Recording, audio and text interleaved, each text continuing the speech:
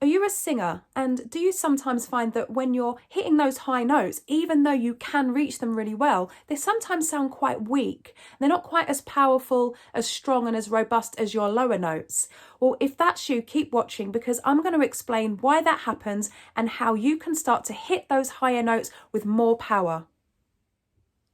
Now, if you're a singer who's just starting out, or maybe you're returning to singing, or you may even be an established singer, and for some reason you just can't hit those high notes powerfully. So it could be that you're going through your range, you're singing your song, and you get to a certain point, and beyond that point, even though you can reach those high notes, your voice becomes weaker. Now, the reason for this is that we have different vocal registers. So there are 4 vocal registers. If you're not sure what they are, then check out my video explaining the 4 vocal registers. But I'm going to stick to the chest register and the head register.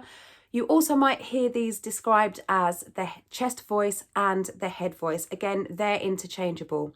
So to find your chest voice, place your hand on your chest and just say your name, or maybe where you live, just say your name a little bit lower than your normal speaking voice. Now, it may be that you can already feel it in your normal speaking voice, but I would suggest bring the pitch of your normal speaking voice down a little bit lower. So I would say, "Hi, my name's Carrie." And I can feel it right here. I can feel it vibrating right here. So my voice is resonating in my chest.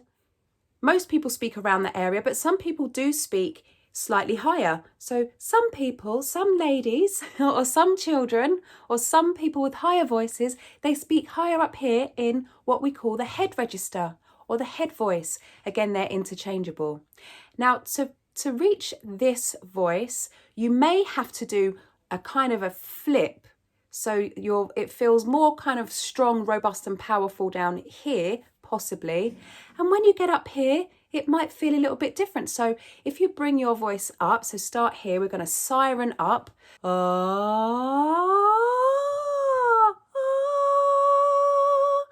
You don't have to match my note, but as long as you're not feeling it down here anymore, as soon as it moves, and you'll kind of feel it maybe around this area, but as long as it's not here and definitely not in the throat, then you're probably in your head voice. So if you imagine that you're speaking to a young child, or you're impersonating Minnie Mouse or Mickey Mouse, you're likely to be in your head voice. Now, maybe there's even a gap in your voice, and that's okay too. It's just a case of working out how to put those notes back into your voice. So maybe you sound something like this.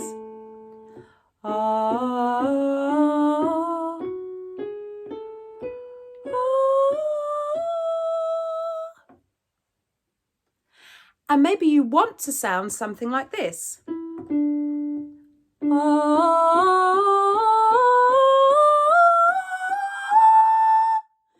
So that those high notes sound as powerful as your lower notes, and you can blend them easily. I've been a singer for over 20 years, and I've been teaching for about 18 years now. And one of the biggest mistakes that I see singers making when they're not sure how to make those high notes powerful is to pull their chest voice up into those higher notes, or to try and really pull it up, or to force the air, or to force their voices to sound louder. Now, that's what we're trying to avoid. We do not want to make our voices louder. Our actual voices can't get louder.